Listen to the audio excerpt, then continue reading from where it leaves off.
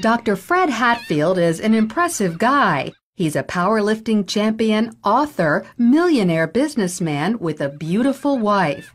But he'll tell you his greatest accomplishment is killing his cancer, just in the nick of time.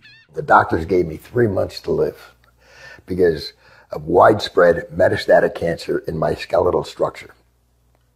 3 months. 3 different doctors told me that same thing.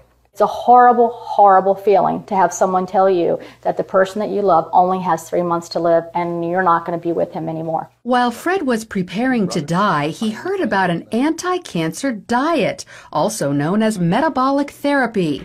With nothing to lose, he gave it a try and was shocked when it actually worked. And the cancer was gone, completely. To this day, there's no trace of it, and it's been over a year.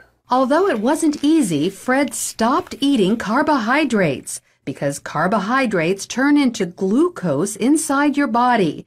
Cancer cells love glucose and need it so badly that if you stop giving it to them, they die. And it just absolutely amazes me that medical science is just now finding this out. Fred's recovery was not a surprise to Dr. Dominic D'Agostino. His team of scientists at the University of South Florida study metabolic therapy. When they removed carbohydrates from the diets of lab mice, the mice survived highly aggressive metastatic cancer, even better than when they were treated with chemotherapy. We have dramatically increased survival with metabolic therapy. So we think it's important to get this information out. And it's not just lab mice. He's also seen similar success in people, lots of them. I've been in correspondence with a number of people, probably at least a dozen people, and over the last 1.5 to 2 years, and all of them are still alive, so despite the odds. And so this is very encouraging. All cells, including cancer cells, are fueled by glucose. But if you deprive them of glucose, they switch to the alternate fuel ketone bodies, all except cancer cells. A defect prevents them from making the switch to using ketone bodies as fuel, and therefore cancer cells can only survive on glucose. All other cells can use either glucose or ketone bodies. Your normal cells have the metabolic flexibility to adapt from using glucose to using ketone bodies. But cancer cells lack this metabolic flexibility, so we can exploit that. People like Fred, who deprive their cells of glucose and fuel them with ketone bodies instead, eat what's known as a ketogenic diet.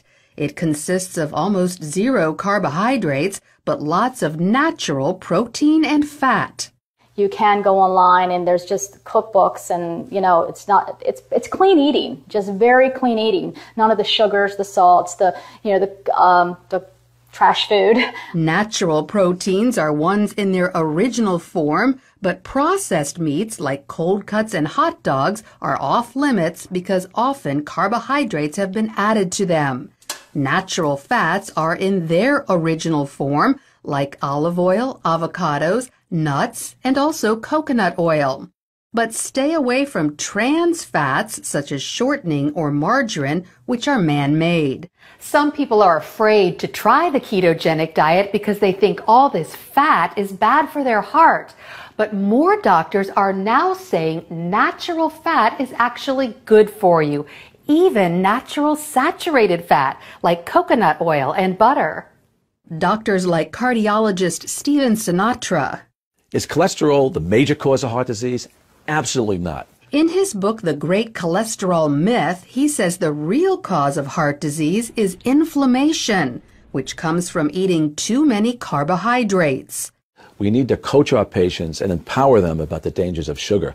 Unfortunately, they're not hearing that. They're hearing the converse, the dangers of fat. Fat is healthy for you, as long as you avoid trans fats. So by cutting back on carbohydrates and eating natural fats and proteins, you could improve your heart health and even wipe out cancer.